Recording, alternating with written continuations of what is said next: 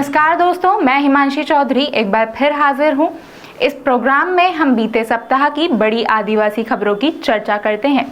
इस शनिवार सबसे पहले बात करेंगे 6 महीने से जेल में बंद हेमंत सोरेन की जमानत याचिका पर झारखंड हाई कोर्ट में हुई बहस की। इसके बाद आपको बताएंगे कि जब पूरे देश का ध्यान नीट परीक्षा में हुई धांधली पर था, कैसे त्रिपुरा राज्य में नौकरियों के लिए होने वाली परीक्षा में घपला हो गया। उधर मणिपुर में पिछले 1 साल से चल रही हिंसा तेज होने के बाद 2000 से ज्यादा लोगों ने जान बचाने के लिए असम में शरण ली है। झारखंड के पूर्व मुख्यमंत्री हेमंत सोरेन की जमानत याचिका पर 13 जून को हाई कोर्ट में सुनवाई पूरी हो चुकी है। देश के जाने माने वकील कपिल सिब्बल ने इस मामले में हेमंत सोरेन का बचाव किया है। उन्होंने अदालत में कहा कि यह एक जमीन विवाद का मामला है। उन्होंने आरोप लगाया कि इस पूरे मामले में हेमंत सोरेन को जबरन फंसाया गया है। केंद्रीय जांच एजेंसी यानी प्रवर्तन निदेशालय जबरन यह दिखाने की कोशिश कर रही है कि जमीन पर हेमंत सोरेन का कब्जा है। जब कपिल सिब्बल अदालत में ये दलीलें दे रहे थे, कल्पना सोरेन भी वहीं मौजूद थी। इस पूरे मामले को लेकर कल्पना सोरेन काफी परेशान और चिंतित हैं। हेमंत सोरेन की जमानत अर्जी के दौरान कल्पना सोरेन लगातार कोर्ट रूम में मौजूद रही। वहीं दूसरी ओर ईडी के वकील ने हेमंत सोरेन की जमानत का विरोध किया है। ईडी के वकील ने दावा किया है कि यह जमीन हेमंत सोरेन के नाम पर ही दर्ज है। इस जमीन के दस्तावेजों में धांधलेबाजी करके वह इस जमीन के मालिक बने हैं, इसलिए उनको जमानत नहीं मिलनी चाहिए। दोनों पक्षों की दलील सुनने के बाद कोर्ट ने अपना फैसला सुरक्षित रख लिया है। उम्मीद की जा रही है कि आने वाले सप्ताह में अदालत अपना फैसला सुना सकती है। यह माना जा रहा है कि हेमंत सोरेन को जमानत मिले या ना मिले, दोनों ही स्थिति का झारखंड की राजनीति पर बड़ा प्रभाव पड़ेगा। अगर हेमंत सोरेन को जमानत मिल जाती है तो फिर जेएमएम उनके नेतृत्व में चुनाव लड़ेगी। अगर अदालत हेमंत सोरेन की जमानत से इनकार कर देती है तो फिर उनकी पार्टी को तय करना पड़ेगा कि क्या कल्पना सोरेन को अब मुख्यमंत्री बनाया जाए, क्योंकि राज्य में विधानसभा चुनाव नजदीक हैं और पार्टी को चुनाव में मुख्यमंत्री का चेहरा स्पष्ट करना होगा। ऐसा लगता है कि पार्टी फिलहाल अदालत के फैसले का इंतजार कर रही है। अब बात करते हैं Tripura tribal areas autonomous district council यानी जनजातीय क्षेत्र स्वायत्त जिला परिषद के 110 पदों पर होने वाली उस परीक्षा के बारे में, जो होनी तो 9 जून को थी, लेकिन आंसर की लीक होने की वजह से इसे स्थगित कर दिया गया। आइए आपको बताते हैं कि क्या है पूरा मामला। त्रिपुरा के क्षेत्रीय विकास अधिकारी और उप प्रधान अधिकारी के 110 पदों की भर्ती परीक्षा 9 जून को होनी थी, लेकिन परीक्षा की आंसर की लीक होने की शिकायत मिलने पर जनजातीय क्षेत्र स्वायत्त जिला परिषद ने परीक्षा से ठीक 1 दिन पहले इसे स्थगित कर दिया था। इस मामले में जनजातीय परिषद ने बुधवार यानी 12 जून को भर्ती बोर्ड को भंग घोषित कर दिया। टीटीएडीसी ने भर्ती बोर्ड को आदेश दिए हैं कि सभी जरूरी फाइलें उन्हें सौंप दे। इन सभी बातों की पुष्टि मैं भी भारत के संवाददाता सेलेन कोलोई ने स्वयं टीटीएडीसी के मुख्य अधिकारी सीके जमातिया से बात करने के बाद की। The issue is since last few months TTADC authority has been trying to recruit some subregional development officer. मामला ये है कि डेवलपमेंट ऑफिसर्स के 110 पदों के लिए भर्ती की जानी थी। इसके लिए हमने एक भर्ती बोर्ड का गठन किया था। सिद्धार्थ मोहन जमातिया इस बोर्ड के अध्यक्ष बनाए गए थे। ये तय हुआ था कि 8 जून को नौकरियों के लिए परीक्षा होगी, लेकिन 8 जून को हमें शिकायत मिली कि इस परीक्षा की उत्तर पुस्तिका यानी आंसर की लीक हो गई है, इसलिए परीक्षा को रद्द करना पड़ा।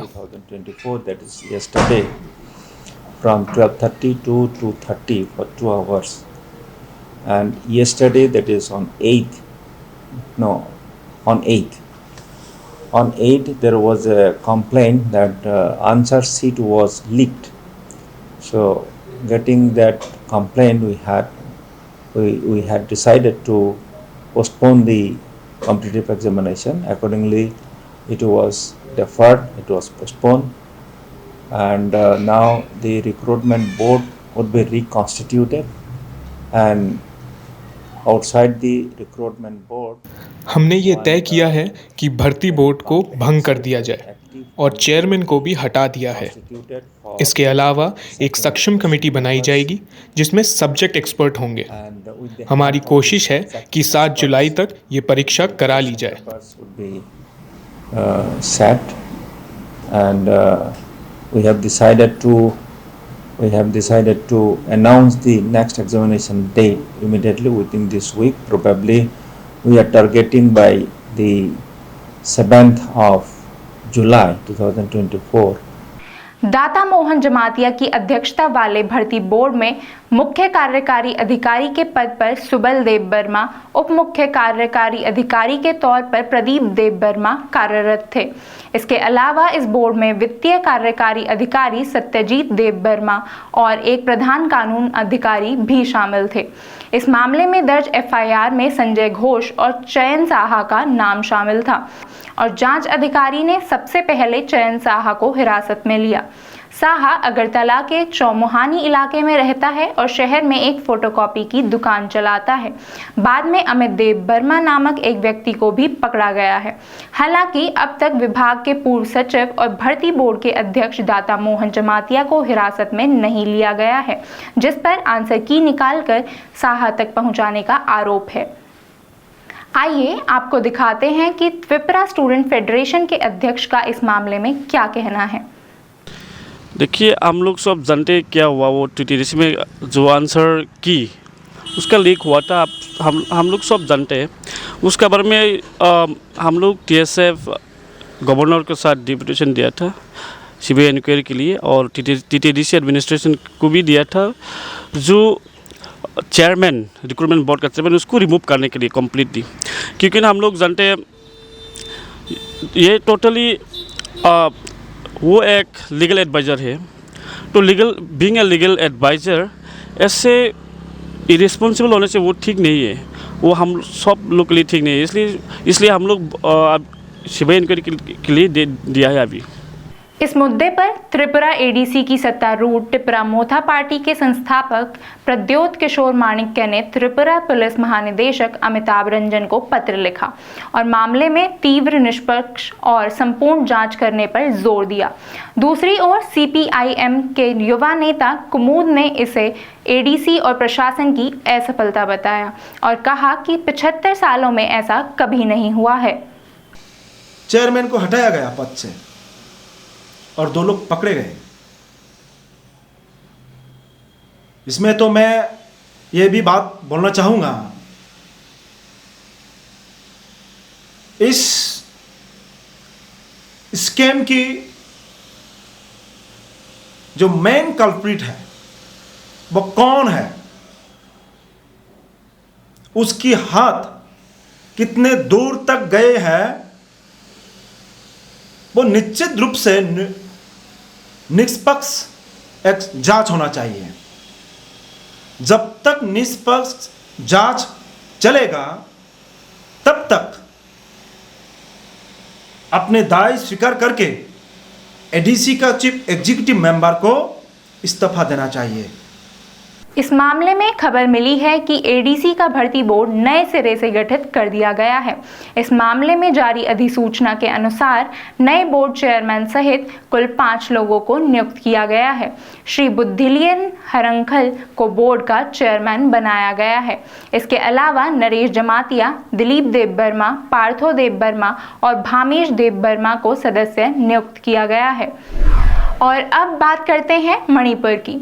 मणिपुर में एक बार फिर स्थिति बिगड़ने लगी है और कई जगहों पर हिंसक घटनाएं सामने आई हैं। इसी बीच राज्य के जिरीबाम जिले में भड़की हिंसा के कारण करीब 2000 लोगों का विस्थापन हुआ है, जिसके कारण सुरक्षा बलों को असम में पड़ोसी कछार जिले को हाई अलर्ट पर रखना पड़ा है। असम का लखीपुर, जो जिरीबाम से सटा हुआ क्षेत्र है, वहां के विधायक कौशिक राय के हवाले से यह अनुमान बताया गया है कि करीब 1000 लोगों ने कछार में शरण ली है और यह संख्या लगातार बढ़ रही है। उनके मुताबिक विस्थापित लोगों में अधिकांश लोग कुकी और हमार हैं। लखीपुर के विधायक कौशिक राय ने कहा, हमने डीसी और एसपी के साथ सोमवार को लखीपुर में रहने वाले विभिन्न समुदाय संगठनों के साथ एक बैठक की। इस बैठक में हमने इस बात पर जोर दिया कि मणिपुर में भड़की हिंसा को फैलने से रोका जाए। हमारे यहाँ बहुत विविधतापूर्ण आबादी है, जिसमें बंगाली, हिंदी भाषी, मणिपुरी मुसलमान, बिहारी, दिमासी, हमार, कुकी, खासी और रोंगमेई शामिल हैं। ऐसे कई लोग हैं जिन्होंने यहाँ शरण ली है, लेकिन जो भी हो, असम को प्रभावित नहीं होना चाहिए। इस बीच कछार के एसपी नुमल मेहता ने कहा कि लखीपुर सब डिवीज़न में सुरक्षा बढ़ा दी गई है और वहां विशेष कमांडो भी तैनात किए गए हैं। नए इलाकों में जातीय समूहों के बीच झड़पों के कारण मणिपुर में फिर से उबाल है। राज्य के जिरीबाम जिले में मैतेई और कुकी लोगों के बीच झड़पें फिर से शुरू हो गई हैं। पिछले 3 दिनों से जिरीबाम में तनावपूर्ण स्थिति बनी हुई है। स्थिति को नियंत्रित करने के लिए जिले में धारा 144 लागू कर दी गई है, लेकिन धारा 144 के बीच जिरीबाम में गोलीबारी, बम विस्फोट और आगजनी की तमाम घटनाएं जारी हैं। राज्य में स्थिति अभी भी तनावपूर्ण बनी हुई है।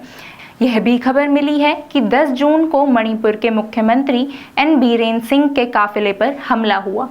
काफिले का रास्ता सुरक्षित करने के लिए जो 2 गाड़ियां पहले गई थी, कांगपोकपी जिले में हथियारबंद उग्रवादियों ने उस पर हमला किया। इस हमले में एक सुरक्षाकर्मी घायल हो गया है। घटना सुबह करीब 10:40 की है। सुरक्षाकर्मी इम्फाल और जिरीबाम जिले को जोड़ने वाले नेशनल हाईवे 37 से जा रहे थे। जैसे ही एडवांस पार्टी कोटलेन गांव के पास पहुंची, उन पर ताबड़तोड़ गोलियां चलने लगी। सुरक्षा बल ने जवाबी फायरिंग की।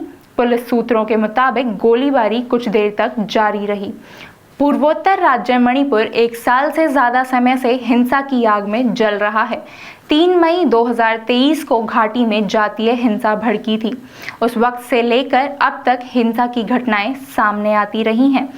इस बीच राष्ट्रीय स्वयंसेवक संघ प्रमुख मोहन भागवत ने हिंसा की आग में जल रहे मणिपुर में शांति बहाली की मांग की है। आरएसएस चीफ मोहन भागवत ने कहा कि मणिपुर 1 साल से जल रहा है और शांति की राह देख रहा है। इसे प्राथमिकता दी जानी चाहिए। भागवत ने अपने संबोधन में कहा कि काम करें, पर मैंने किया इसका अहंकार ना पालें, वही सही सेवक है। संघ प्रमुख के इस संबोधन को केंद्र की मोदी सरकार के लिए बड़े मैसेज के तौर पर देखा जा रहा है। आज के लिए बस इतना ही। अगले शनिवार फिर होगी मुलाकात। तब तक के लिए मुझे दीजिए इजाज़त। धन्यवाद।